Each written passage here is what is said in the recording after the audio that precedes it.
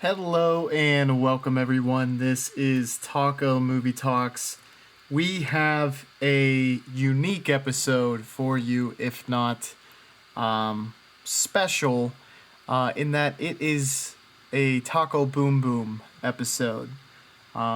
So my recording did not pick up on my microphone, but my guest host, Matthew, who you have heard and probably very much enjoy, his audio did, and I did not want to let that go to waste, so I wanted to try to recreate a conversational experience by any means possible, as Malcolm X would say. So here we are. I'm going to try to contextualize his answers to the questions and restate some of the points that I made, but I guess the main caveat is to not take Matthew's answers out of context because they're, maybe I'm messing up the context. So if there's anything to that nature, I ask that you be kind regarding that. But I am very thankful that you joined, and I'm glad that you are still listening. So be sure to like and subscribe, and definitely enjoy this episode. This episode, we're covering Clint Eastwood, who many could consider the king of country, and it's probably a two-man race if there was to be any argument, and that would be between John Wayne and Clint Eastwood. And I think it leads a lot of people to wonder who is better between those two. Yeah, my initial thought on that would be they kind of both have that um as like they're holding in emotion. They're like not showing it to other people. They're just kind of like quiet and mysterious. But I think, from these two movies, Clint Eastwood maybe even goes for that mysterious role even more so. And John Wayne, you can see more of his emotions. Like he a little more open to people, and like showing when he's angry or happy and whatnot. I think a lot of people now are more familiar with Clint Eastwood as opposed to John Wayne. And I kind of likened it to how John Wayne was like the Elvis of cinema, and that I think everyone is familiar with the name John Wayne, but Eastwood is probably the person that in Matt and I's generation, people had seen his actual films, whether he was the director or the actor. And, I gave Matt the difficult question of who is better between the two. Yeah, definitely. I think people even younger nowadays would more recognize Clint Eastwood. I remember when I was younger going to friends' houses and them having or I think it was their parents had like Clint Eastwood movie posters and stuff up. So I think that maybe that era that loved John Wayne where he was like a celebrity is fading away. But personally, I just would barely prefer John Wayne a little more. But like, there's not uh, there's not really a right answer, like you said. Um, I just I think that Clint Eastwood, like you were saying, is like uh, it's like he's always kind of got a chip on his shoulder in the movies. Like he's out for revenge or he has something um, that it's like his complete focus and it's kind of taken him his character over, even in the crime movies. Again, I wanna thank you all for joining us. Obviously, this visual episode is a little bit off, so I encourage you all to check out the podcast on Spotify, which the link is down below. But the next talking point that we went over, I think, was an interesting one, which is the advantages that both had through their directors. And John Wayne worked with John Ford a lot, who's considered one of the great directors, but Clint Eastwood had it's very nuanced, but you could say he had the advantages of being the director himself and being very much in control of a lot of things behind the screen and then in front of the screen. So I kind of tried to ask, or did ask, Matt to kind of give his thoughts on those different advantages and what he thought about them.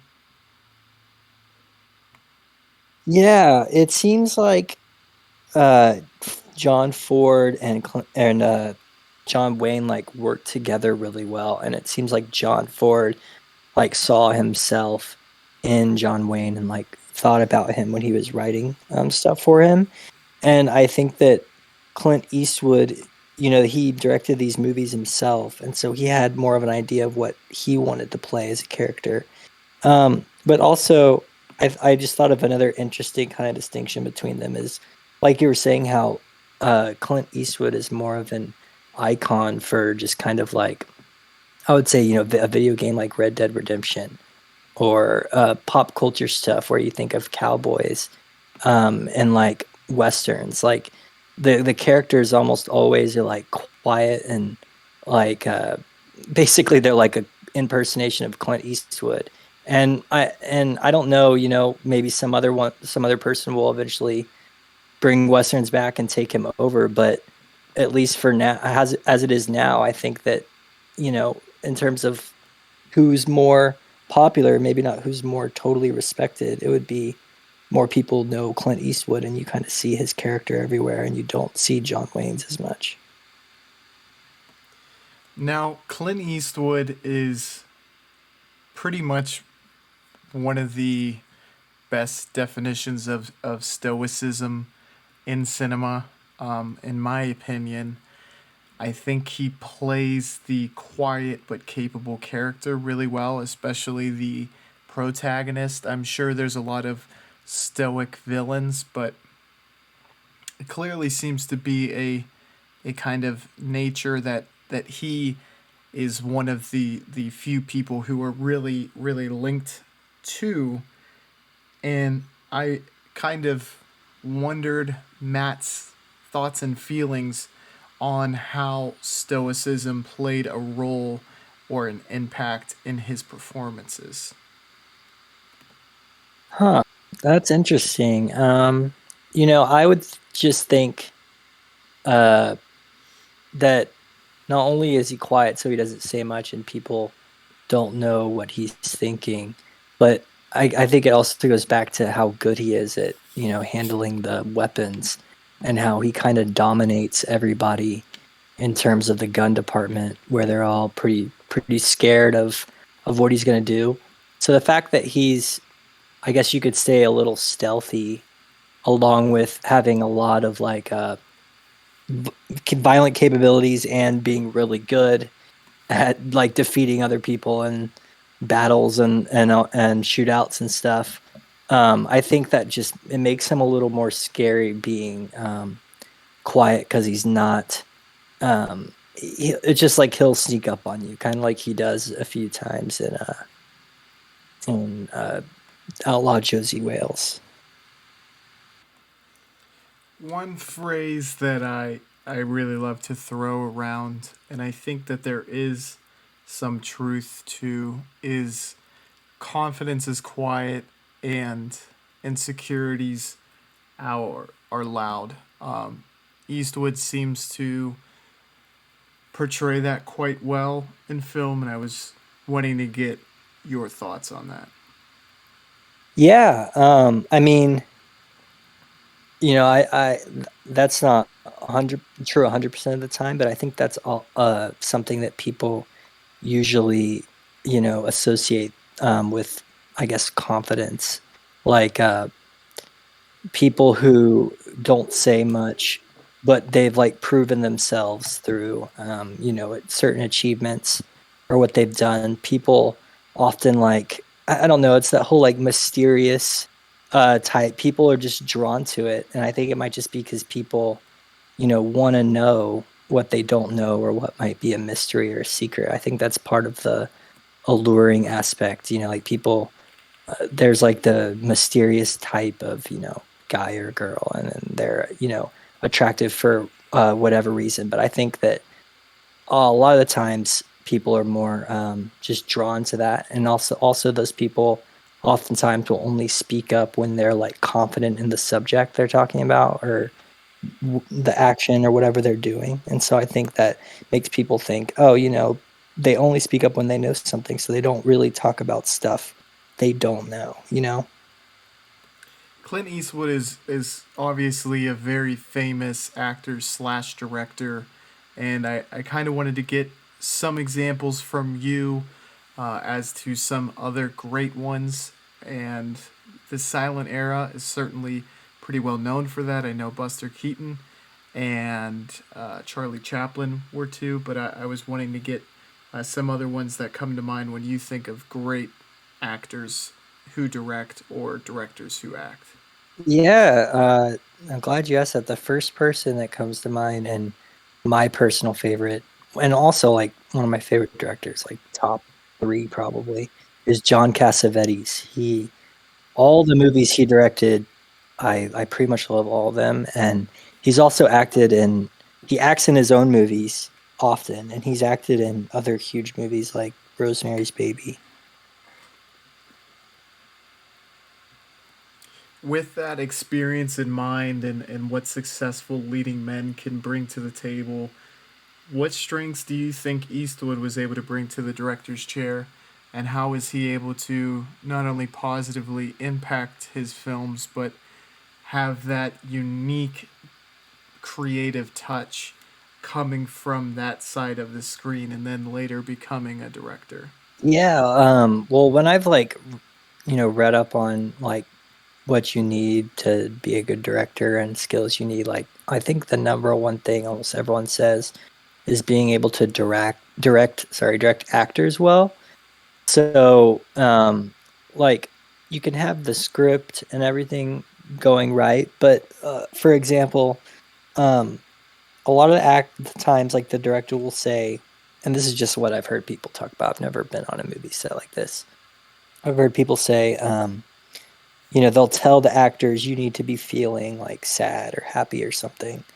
And what I always heard John Cassavetes say he did in interviews is that he would, you know, write their character, and then he would almost always leave it up to the actors to decide how that character would act in that scene. And he'd describe it as it gives the actors like he would want as an actor himself, this like sort of artistic freedom to do what they want in a scene and bring themselves to it more, because I think maybe just telling someone to act sad is not as good for an actor to get into character as telling them, oh, like X, Y, and Z just happened to your character. What would you do? Like, I need you to act like how you would react or how you think the character react in the scene. And I'm not an actor or anything, but I heard them say that that kind of freedom allows them to like have a way better performance.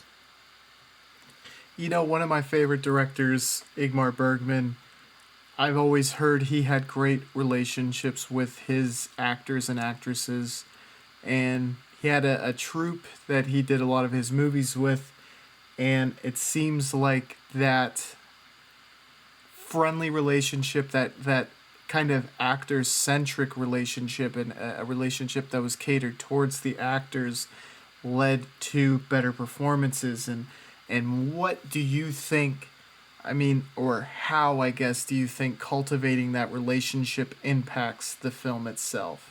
Yeah, and when they get together as those like acting troops that you mentioned before, I think they also, get to know each other on a personal level, and that probably really helps them like creatively and experimenting on set, and they can feel more comfortable doing what they want instead of just like having, like a typical movie, like an A-list actor would fly out for a few days or however long he needs to do his scenes.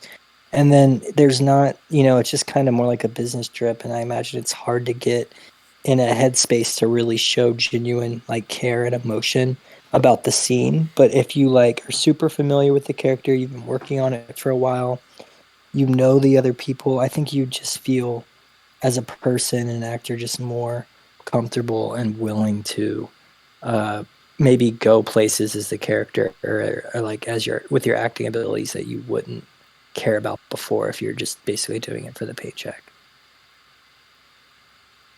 So, for those of you who don't know, Matt has always had a really clear motivation as to why he takes time out of his day to watch these movies with me and to record with me. And, Matt, if you're listening to this, I want to say thank you for doing that because I think you really help enhance these episodes and bring a lot more to the table than I could ever bring.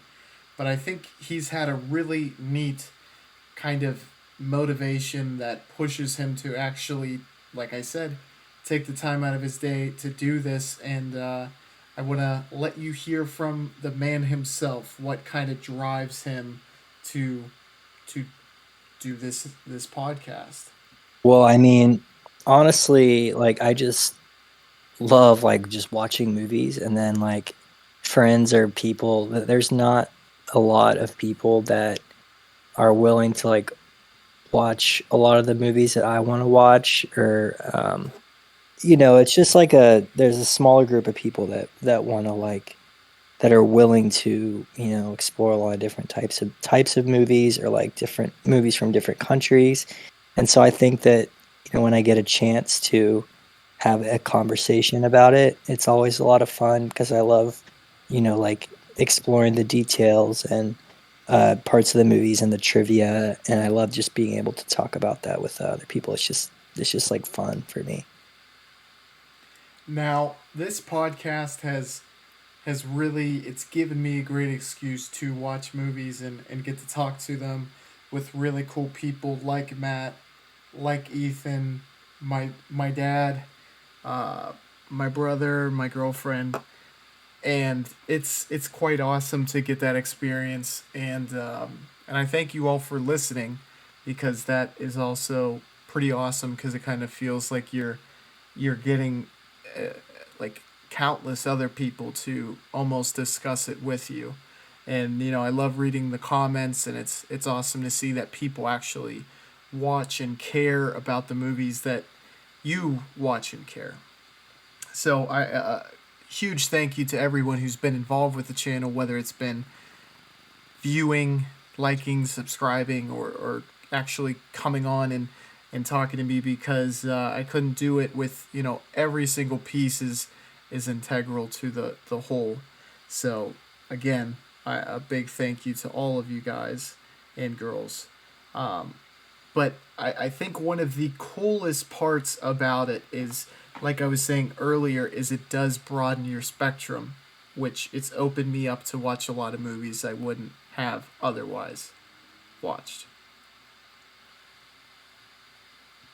Yeah, it's funny you were saying that. I was thinking about this earlier today, that like, so I'd say maybe, okay, so I watched, like, when I first started getting into more experimental movies, it was in high school. But I still only watched a couple of them. And I would always do this thing where I would look up what's showing at the theater, or like new movies coming out, like you were saying. And if there was like nothing that looked any interesting that didn't come out earlier than like 2000, I just would like not want to like a lot of it, honestly, now that I think about it, is that I would watch the trailers and they were so cheesy, and so I would just think the movie was terrible.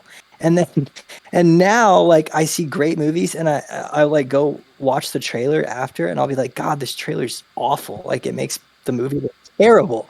And so I think that was a big part of it, because all the new trailers, like, they're so exciting, and they make you want to, or at least they're exciting, more exciting for me, and they don't have uh that like cringy like 90s like over voiceover guy.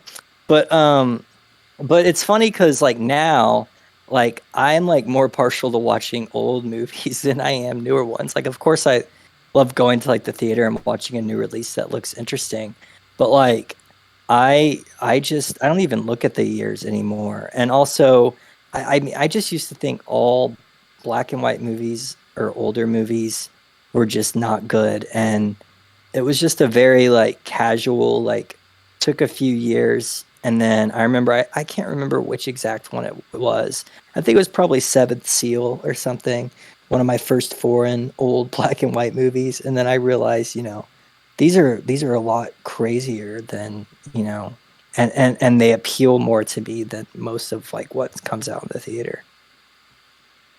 I for one, I totally agree with Matt when it comes to the fact that trailers seem to be like a almost an industry all their own. It's such an important facet of the movie making process where it didn't seem like it probably was a long time ago, but now I lean towards older movies or kind of like Matt said, but um, it feels like it's opened up so many movies that I would pretty much discount before. So I feel like my spectrums have been broadened for sure, and I was very surprised by the dark subject matter that they would dive into or delve into in those older films.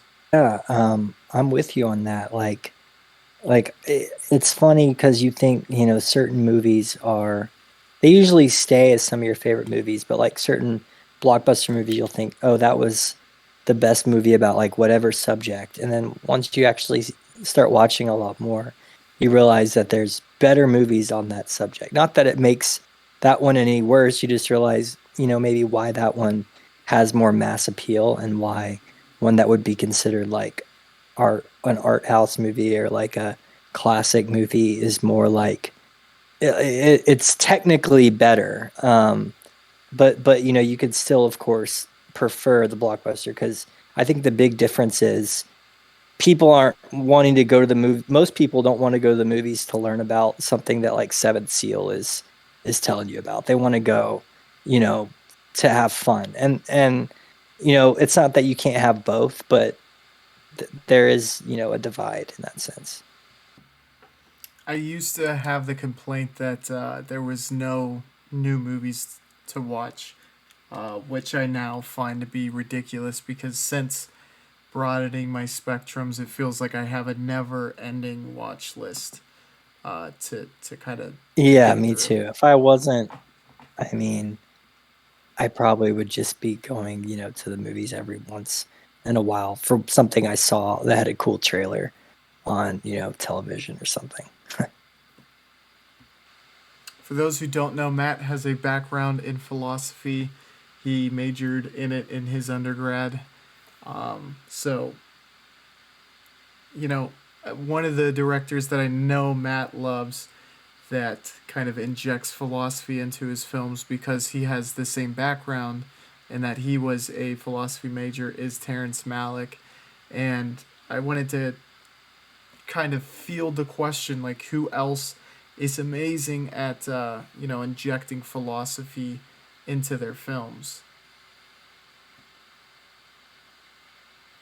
Yeah, yes, he was. And I'd say like him, Tarkovsky, maybe Brest, or like these are the, Bergman, the directors I'm thinking that like really put like philosophy into their movies.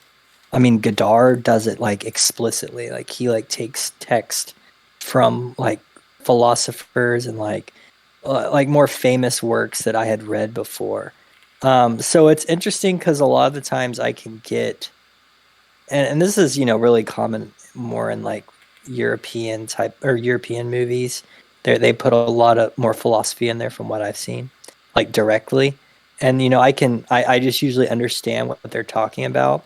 But my favorite types like Malik and Tarkovsky, I feel like it's this interesting transcendent kind of, I don't really know. It's like a magic touch or something that you can't really explain.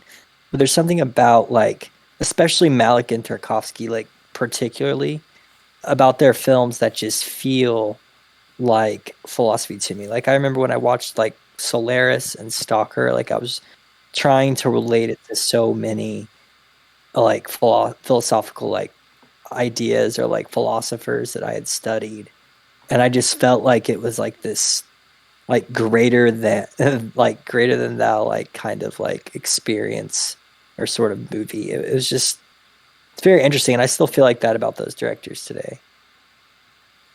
So one philosophy that I'm like, vaguely, very vaguely familiar with is Nietzsche's Übermensch philosophy, and I was kind of hoping you could dive deeper into that philosophy and contextualize that for the audience. So the that philosophy, it's very interpretive. Like it was never given a exact definition, but so that kind of lies in the like branch of philosophy. Like there's different types of philosophical thinking and different like movements, kind of like with movies too. Uh, and there's one called existentialism, and Nietzsche is considered like an existentialist. And the kind of like broad idea is that like the reason he's so famous for saying like God is dead is because he's kind of saying the culture isn't ruled by God like it was, when the pilgrims were here, where religion kind of drove every aspect of life. He's kind of saying now we don't have that anymore. Like he's kind of in a simple way, he's like, what's our reason to keep living, to live? Why do we live? And becoming an Ubermensch, as you would say, or like a Superman, um, would just be in a simple or broad way, like fulfilling that desire to like have a purpose with something. So if it's something that you can't ever say, I've achieved this or whatever or whatnot, but it's kind of like a self overcoming, being able to like what I would say authenticity. I more studied Heidegger, and he would say being authentic is like just being true to yourself, not agreeing with the majority all the time if you actually don't agree with them, and that kind of thing. Kind of just what the like common saying, "Be yourself," is like the best way to explain it in like the simple terms. Would you describe Eastwood as an Ubermensch in either of these two films we're covering, The Outlaw, Josey Wales, or High Plains Drifter? So yeah, so like in relation to that, I'd say in High Plains Drifter, he kind of acts in a sense that I don't really know if he is like kind of being like true to himself or not, because he kind of acts like some sort of ghost or like figure, like a drifter who's not really there and who's kind of like protecting the town and has this weird, he's like this weird spiritual type of figure in my mind. But in Outlaw of or sorry, I always get the name Outlaw of Josie Wales. um he is, I would say, I he's just kind of like a vengeance character. Like I think, once we see at the beginning, his place getting burnt down and his people getting killed, and he's coming back for revenge. I think we're seeing someone who has like nothing to lose, and so that's kind of like I I don't think there's a right or wrong way to do things. I think that is I don't see anything wrong with um his actions, except you could say, he's killing all these people for revenge. But I don't know. It's hard to say whether he's being like his authentic self. But So one of the, and I later found out through aid of Matthew, this was a misinterpretation of the Übermensch, and it was propagated by the Third Reich, but it was a way to kind of justify these the actions that were taking during World War II because they felt that they were morally superior. So in that context, do you think that this was a situation that maybe Clint Eastwood's characters went through to justify the violent actions that they took in either film?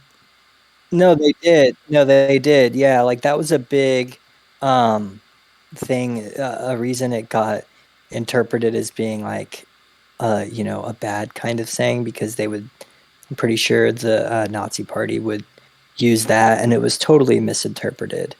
Um, but I could see why people might view Clint Eastwood as this kind of character because, like as I was saying earlier, he's kind of like a spiritual, divine figure in my eyes, and to people generally, that's kind of like what they look up to be someone who like takes what they want, doesn't really seem to care. But I think the reason that would make that not fully the case here is because you could see he's like vulnerable, and he's really hiding. He takes out his emotions just by shooting them, whether they're responsible or not. Eastwood certainly writes himself as, I would say his strength is writing himself as an anti hero. More so in High Plains Drifter, but still a little bit in Outlaw Josey Wales. And I think that, a lot of the plot devices he uses or the twists and turns in the narrative really enriches the character. So, do you kind of agree with that statement? Yeah, yeah. He's he's very, how do I say it? Um, it's like I kind of said earlier, he's got a chip on his shoulder. He doesn't really seem to connect with anyone, even the love interests. Like it's like a little bit, but it's not really drawn out. And like even in High Plains Drifter, he like sexually assaults that lady, and it's just kind of like I was just kind of like, like what are and then if I'm right, at the end, um, she's like after him, kind of not in like am I wrong about that? Like she starts liking him more in a positive light, and it's just a very strange aspect where it to me, I never fully got what that was supposed to mean. If that just also meant, he just doesn't really have a moral compass. High Plains Drifter by Clint Eastwood is a film in which there's three pretty bad dudes about to be released from jail, and Clint Eastwood is asked to take on the role of protector of this wild, wild west town. Matt, what are your initial thoughts of this movie? Yeah, yeah, that's interesting. I really like that scene at the beginning when he kills the those guys. I love like the opening few scenes of this movie the most. And I think, the name of the film is like very accurate because he just, like you were saying, he kind of drifts around the town, and they need him, but like they don't really like him. Like, you got people conspiring to kill him.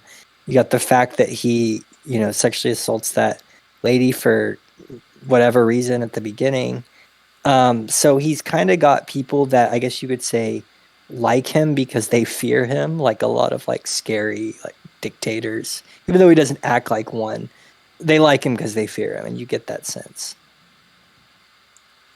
One of my favorite aspects about this film was kind of how Eastwood really he uplifted the townspeople despite kind of being an anti-hero. Yeah, Mordecai or Mortimer. Yeah, I like that guy. He actually brought some comedy to the movie. I thought was pretty funny.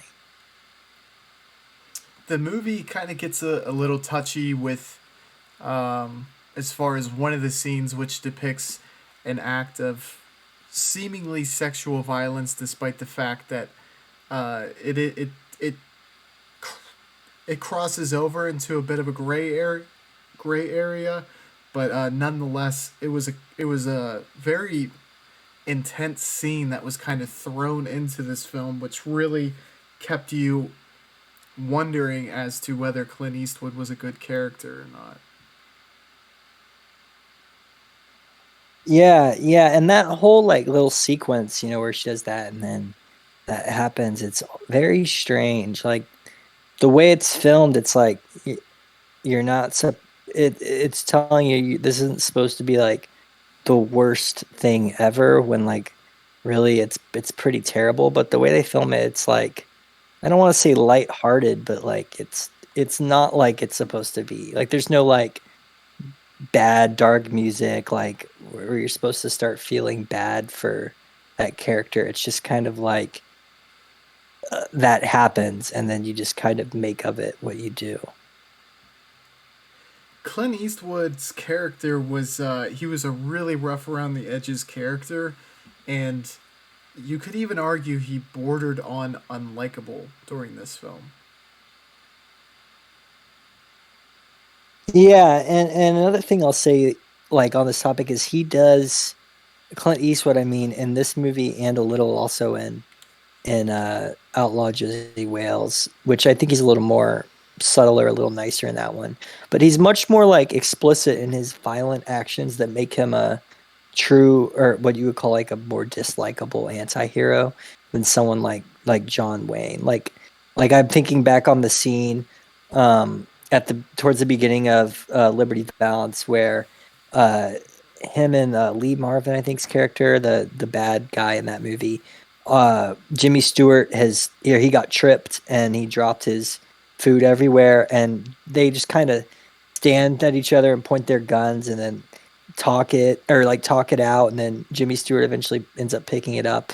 Like if that were Clint Eastwood, he would have just shot him right there and his whole crew, you know? So, a big topic of discussion in the Texas Chainsaw Massacre episode was the impact of Vietnam and the loosening of the restrictions regarding violence for movies during the time period. This movie certainly seemed to be affected by that. But I wanted to ask, what effect did you feel it had? I mean, it seems like this, I mean, well, I know for a fact this movie is just and you know, the other one we're going to talk about is just so much more violent than any of John Ford's pictures. I think that you know it had to be. I'm not sure about this. I haven't read about this or anything, but it had to be like a loosening of the laws of what was probably allowed to be shown in movies from like the 40s, 50s compared to 70s. You know, 70s is where you got all those big World War II movies, Vietnam movies mostly, where you know they really start showing extreme violence on screen. And then it just after that it kind of becomes more commonplace. And you know, like I just think about this movie or both these movies, they're just a lot of very like long drawn out violent scenes of people getting like beaten, whipped, killed, like sexually assaulted. And one thing I remember reading about John Ford is him saying that he chose to never show like any for whatever reason I forget what his reasoning was, but he never wanted to show like pretty much any violence in his westerns, like maybe a couple seconds or like half a minute of it at most. But he, for whatever reason, you just decided that wasn't necessary. You can just like kind of predict what's going on off screen. I think you definitely alluded to it quite well in that Clint Eastwood's films certainly changed a lot from what would be commonplace by someone like John Ford, who was really a pioneer for the Western genre.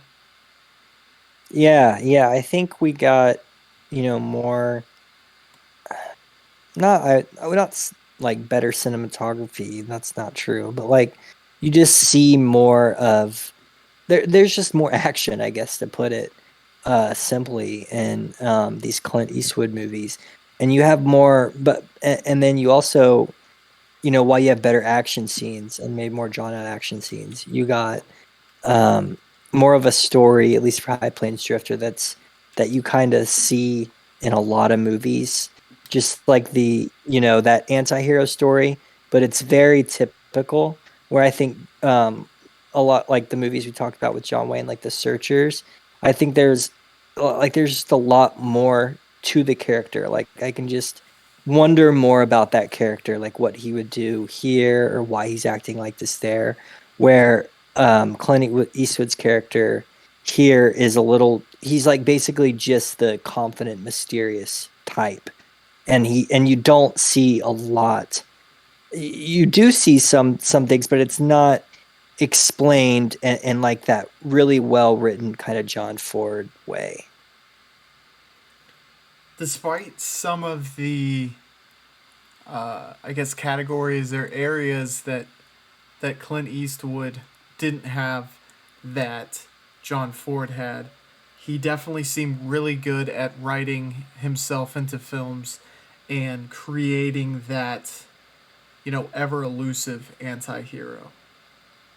Yeah, that was I liked that too, and I love the how they'd ride that wagon or whatever it was, cart through the town, and they'd all practice shooting. And it was kind of like you got the sense that he cared about the townspeople. Well, he realized he would need more firepower, but he seemed like he wanted to protect them. Um, but it's I don't really know why he did what he, because usually these movies have like, oh well, he has like a really big love interest, and while there was a love interest there, it was it wasn't as explicit. I totally agree with what Matthew said, and it definitely feels like those acts of kindness really helped add some wrinkles to this film, especially because Eastwood's character was so rough around the edges for a lot of parts of this film. Yeah, I had that same thought, and I actually, the one piece of trivia I'd say I know about this movie, I look because I just looked it up before. Um, I also forgot to add regarding the ending, which was what we were talking about there. I had two theories about it. One was that Eastwood was the actual marshal who was killed in this film and did not have his gravestone etched yet, and the other one was that he was the son of the marshal who was killed.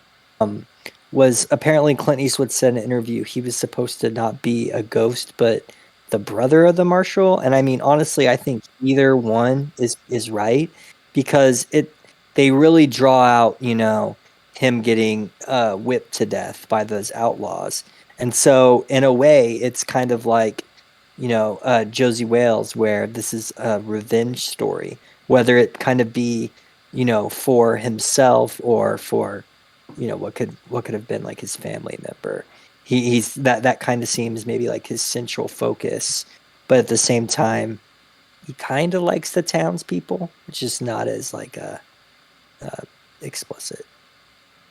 The action in in this film especially, and also the Outlaw Josie Wales, definitely seems to be a bright spot for him directorially as far as a Western director. Yeah, yeah, and they make it. I think they make it pretty fun and like in an entertainment aspect, like something you'd want to see. Not, I guess it's not really a comparison, but like an cool Indiana Jones stunt. He does like cool like gun wielding stunts, kind of thing. So, Matthew, what is your rating for this film and your final thoughts on the High Plains Drifter? So I would put this one between 3 and 3.5 stars, somewhere in there. I my thoughts on this would be like I thought it was a pretty good Western, but the whole story and aspect kind of felt familiar for me. So that was kind of why I didn't like really love it. But I think that it is like I don't know if this would be considered a spaghetti Western. I don't not too familiar with like the genre like requirements. But in terms of like Western movies, I think this would be like this or the other film we're talking about, honestly, would be like the best maybe starting point for Westerns for someone who isn't as open to watching like a 50s or 40s or 30s like John Ford movie. I think that either of these would or would be like this is a movie I would recommend to anyone saying, "Hey, what's a good western I should watch?" I'd recommend both these movies because I feel like it's very appealing and it's just straight up like entertainment with a pretty good story. But my rating just comes from that. Just felt a little too I I guess just like there wasn't too much stuff that I hadn't seen before. My rating was very close to Matthew's. I gave it a 3.5 out of 5. The action was definitely the high point for this film, and like Matt said, I do think it plays on a lot of the tropes that have existed within westerns. So it does feel kind of like a film that you really know which directions it's gonna go. So there's not as many surprises as you probably want while watching a movie. But again, it is good and probably a very soft landing spot for people trying to explore westerns. Yeah, yeah, and I think maybe the reason I think it's such a typical story is because they've redone the same story, but mostly nowadays it's in like a crime espionage type of setting.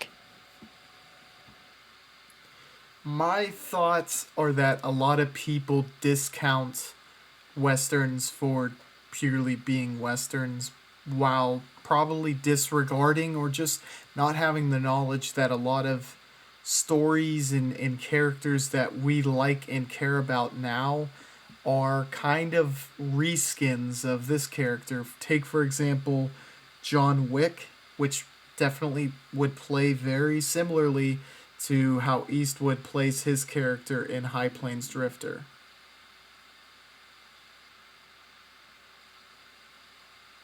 With Yeah, yeah, actually that was a perfect comparison. I think John Wick is essentially a rebranded Clint Eastwood. I haven't really seen the movies, but like I know enough about it to know that like the characters are very similar and like High Plains Drifter would just kind of be and maybe different version of John Wick with some more Western flair.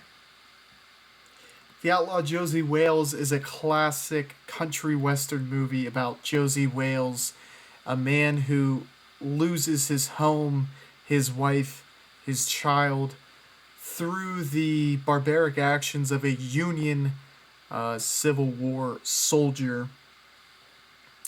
Josey Wales then joins a kind of uh, rebel posse in hopes of gaining revenge on this man, which that posse then disbands, and he ends up coming across a number of characters, all in the pursuit of revenge. Yeah, so this one I really liked the Civil War. Like my initial like when it first started, I love the Civil War setting. And I thought one of the first things that jumped out at me was that it was interesting that he was kind of, I guess, challenging people by essentially making the Union the evil party and the Confederacy the ones, seeking like vengeance and like redemption. Matt, how did you like that added juxtaposition that you just brought up in that a southern character is the protagonist during this time period and a Union Northern soldier is the antagonist, kind of painting both with a different color than they normally are when a story from this time period is told. Yeah, like it kind of my thought would be that it makes you realize that there are good and bad people that were on the Union and the Confederacy.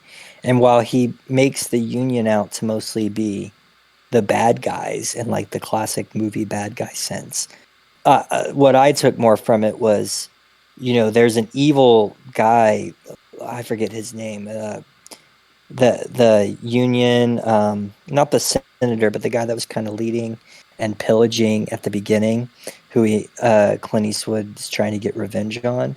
He's just like a bad dude, and he would have been bad if he was, a Confederate or a Union. He just wants to kill and pillage and destroy people. And he in turn he kind of turns Clint Eastwood's character into the same thing because Clint Eastwood's just trying to get revenge on him and he'll kill anyone or anything that gets in his way. Clint Eastwood certainly portrays himself as a much more likable character as Josey Wales as opposed to the character he played in High Plains Drifter. And I guess I just wanted to get your thoughts on how he was portrayed in this movie. Right. Like here, I think there's more of an explanation as to why Clint Eastwood is the way he is because the opening is like everything he knows being destroyed and like being killed. And so you're like, well, if my whole family got murdered and my house got destroyed, I think I would probably not care about anything except getting revenge at the time. So you're kind of on his side from the beginning, like you're saying, there's more of a justification or a reason to root for him, even though he is, slaughtering people.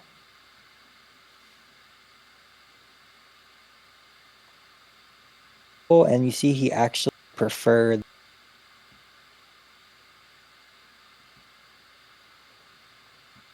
and Clint Eastwood seems to he writes a lot more, genuine relationships. There seems he seems to be caring for the people around him. He's a deeper character than the character he played in High Plains Drifter. It seems like there was a lot of lessons learned from that movie to this movie, and that he was more focused on creating a character that had a lot more dimensions to them. yeah, that's kind of you kind of just explained, why I prefer his character in this film because he's has a little more depth in the sense that you see him befriend these people and you see he actually cares about people. And while he has a task, like he's not, just kind of a lone wolf. Like there's that Confederate guy at the beginning, like you were mentioning, that he like, kind of cares for. He sees, the Navajo woman and the Cherokee Indian guy, and he befriends them, even though they're outlaws like him, and he at least approaches the Cherokee guy with a gun to his head. But it's like you could see his friendly side, and it's like the way I can think of it is Daenerys in Game of Thrones, how she wants to rescue all the people in trouble. He's kind of like that as the outlaw going around, um, getting vengeance, but at the same time, um, kind of lifting other people up that also want vengeance on the Union because they took away, whatever that they had from them. And it's cool to see them all team up together, and it adds it adds some good dialogue, I think, between them, which makes it more interesting, and a little bit of like relationships and like comedy too that I thought was better fleshed out in the Josie Wells. Eastwood seems to be really mindful of giving Josie Wales a full character arc in this movie. Yeah, yeah, I did actually. I was thinking about that. Like, it's not. It is kind of very similar story in the sense that their house burns down, they lose people they love. There's not someone they have kidnapped and And it's also very close to the Searchers, which I did mention and forgot I had mentioned. he's rescuing like the searchers, but it becomes this obsession for his character. And I think, that a big difference in that journey that you go on is in Josie Wales. It seems like Clint Eastwood's character is more willing to, um, like I think, for example, if there was a Union guy who he could see was not fully with the Union or could be on his side and was hurting, I think he would have rescued him too. When in like the Searchers, I think John Wayne would have shot an Indian or Native American, right on the spot. I think Clint Eastwood has a little more heart and caring and or like he's a more caring person and he's not blinded completely by his hatred. He still has like a little bit of an open heart, even though he's pretty pretty blinded by his hatred for the Union in particular. The Outlaw Josey Wales seems to be a great story of a rebirth for a character in which he tries to not rebrand but to find a complete rebirth after his old life is destroyed. Yeah, it's kind of like like you were just saying, his self is kind of killed after the war, after that flashback moment that opens the movie. And then this is kind of his journey to maybe rediscover if life has any meaning anymore. And I think, those other characters give him a little bit of that meaning and purpose. Those relationships he makes are pretty much all he has. The chemistry between Josie Wales as the lead and the people he meets along the way, which, I've talked a good bit about, and we've talked a good bit about, seems to be one of the strong points in this movie where I do think the last movie we talked about, it did benefit from it, but this one even greater so, I think. Yeah, yeah. This felt more like one of those movies where the character feels like they're on a quest, I guess you could say, and then they make friends along the way. It's like you were saying, it's a better crafted narrative, and and like there's different, like the pacing, I would say, is better. Like I remember after the initial Confederate kid or young adult or whatever you want to call him dies, after he had helped Josie Wales, I really felt bad, like dang, this kid is gone, and he felt like a such an essential part to the story. And then he moves on, and there's other characters, that come into the picture, and it's kind of like he's constantly moving towards his goal, but there's all these interesting stops or like people he basically ends up saving that become a kind of, I guess, shape his path towards his goal and like what he thinks about the Union. Like especially, it all kind of comes to a culmination in the ending scene with him and Fletcher. There was some obvious tension riding on the meetup between Josie Wales and Fletcher post the posse turning themselves into the Union soldiers. What did you think about that? Yeah, yeah. And then he's the one talking to the senator at the beginning, and he's like, "You didn't say you were going to do that." And then they want him to go and kill Josie Wales, and you kind of think, okay, if they meet each other, he's definitely not going to kill him, but there's going to be something interesting that happens. So I was kind of waiting for that scene the whole movie. In my mind, there was clearly a great dynamic between Fletcher and Josie Wales because their position as characters in this movie was so different. What were your thoughts on that? Yeah, yeah. It seemed like he, maybe he knew what Josie Wales was going through. Maybe the same thing happened to him, but he never he seemed like he knew. Well, like I remember earlier in the film he was telling one of the Union guys that there was basically no way they were going to get him alive, and so he kind of like had this preconception of Josie Wales. You could tell the whole time like he thought highly of him, and if he had ran into him earlier in the film alone, uh, I don't know if it's kind of interesting to think about, but I don't know if he would have tried to turn him in or if he would have just kind of done the same thing he did at the end. Fletcher seemed like such a neatly crafted character what did you make of his actions and his motivations in this film? Yeah, that was something interesting I never fully understood because he also turned the money down and he's like, I don't want this money. But but I mean also what can he do? He's not able to kill them like 10 of the Union soldiers that are surrounding him like Josie Wales was seemed to be able to do. I don't know if he just felt like the war's over, I just need to turn to the other side and help them. Um instead of live like an outlaw. I don't know what his thinking was, but it was interesting that he didn't want the money, yet he did stick with them. Clint Eastwood as Josie Wales delivered one of my favorite movie lines, and a bounty hunter walks into a bar that Josie Wales is in. Clint Eastwood asks, are you a bounty hunter? To which the bounty hunter replies, you got to find a way to make a living nowadays. And Clint Eastwood delivered the ever iconic line, dying ain't much of a living boy. I love that line. What were your thoughts on that line, Matt?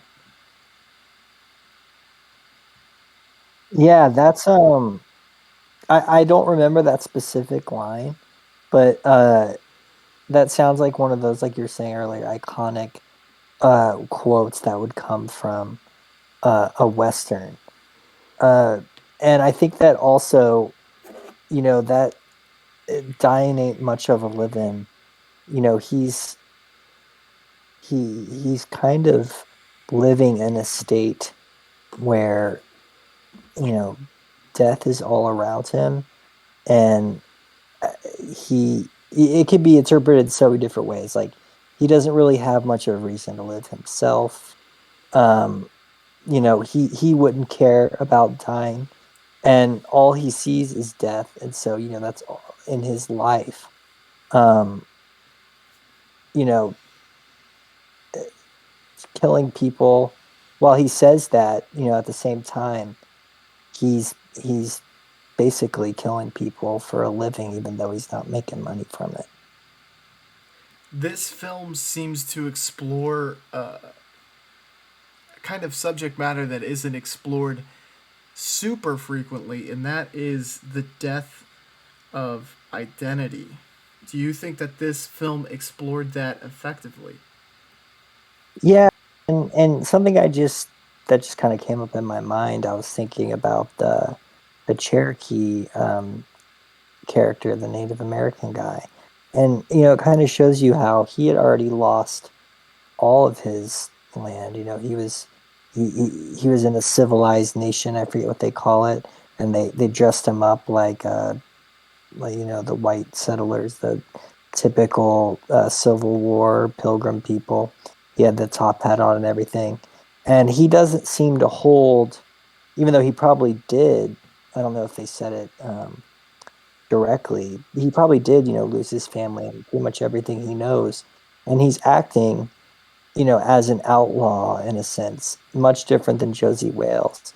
But, he still has something to live for too. And I think maybe Josie Wales's, overall interactions and like relationship with that guy maybe helped him find another reason to keep going. Matt, what were your final thoughts on this film and a rating as well? Yeah, so this one I liked more than High Plains Drifter. I'd give it a 3.5, or out of 100, like maybe 75-ish instead of 70. Um, and I guess my thoughts of this movie would be similar to High Plains Drifter, but it is a little longer. I thought the length was justified, and I thought the pacing was pretty well done. Um, this one, I would also say this is a good Western to start with. I would say High Plains Drifter has more of like almost all the Western like tropes or stereotypes, where this one is kind of like that, but it's also got an interesting American Civil War aspect to it that I can't really think of many other movies like that really have that theme. because I think it might be something, hard to make a film about. There's a lot of movies that specifically go into the slavery part of the Civil War, which can be argued to be the most important aspect. But you don't really see a lot of these like movies about the Confederacy and the Union's post-war. So I think that's a really interesting aspect, and I think this is a really cool movie, especially if you like American history and the Civil War, and you could probably, um, be entertained. It'd be very entertaining with those interests, and that plus being interested in Western. I think this is a great one. Matt, I know that this is a tough question, but how would you describe the impact of country westerns on cinema? Um, well, to me, it seems like the original adventure movie. And when I think of the typical, like, fun, entertaining, like, action adventure movie that people love today, now when I go back and think about them or I watch them again, I see so much inspiration from these Western stories. And from these Westerns I've seen now, it's funny because they almost all have like the same kind of story, but they're done in like different little ways that really make it them unique, stand out individually. Like, and you can kind of translate that story over to others, kind of like I was saying, crime movies earlier. Like, it's almost always, there's the hero or anti-hero, outlaw who's saving people from, some malicious individuals that are depicted to, just be bad people or inflicting violence and on a community. And it's like it also a big part that I've seen is the camaraderie between characters is present in almost all the two, like the main character and other people helping him defeat the outlaws. And I just think it's a staple and a starting point that whether or filmmakers know it or not, if they're making an adventure movie, they're taking a lot of inspiration from these classic Western movies. Because there at the beginning of cinema, there's a lot of drama films, but the only real like big time action adventure that I can think like a huge Indiana Jones franchise like nowadays would be based on would be these Western films. How do country westerns rank among your favorite genres now, Matt? Oh, definitely up there with some of my favorite now. I'm a big fan of like romance movies, crime movies, and like deep genre films or whatever, as well as war movies. And I would put, westerns up there. Not, I don't think I've seen enough to where they could top like crime movies, just because I've loved crime shows and movies since I was like a child. But they're definitely they made me appreciate like adventure stories way more than I did before.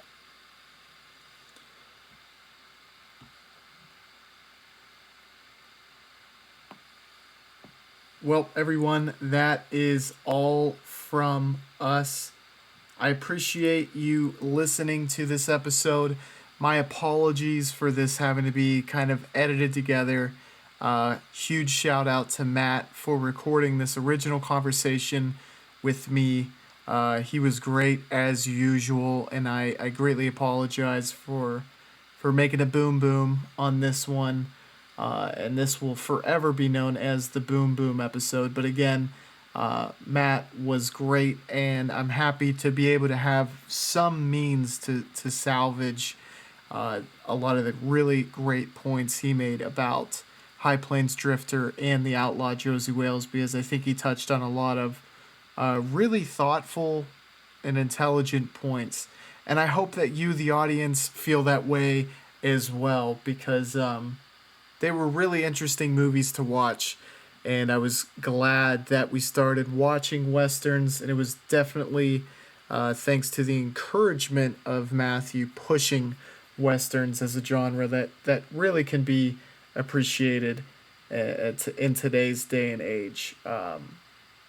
But again, that's all for us, folks. Be sure to like and subscribe. Check out Matt's letterbox down below, as well as my letterbox, my IG, and you already listened, but all the episodes are going to be uploaded to Spotify moving forward, so you can watch them on YouTube or you can listen to them there if you are an audio listener. Don't let this episode be a flippity flop, because we would love to catch you, change it up, on the flippity floop. Bye, y'all.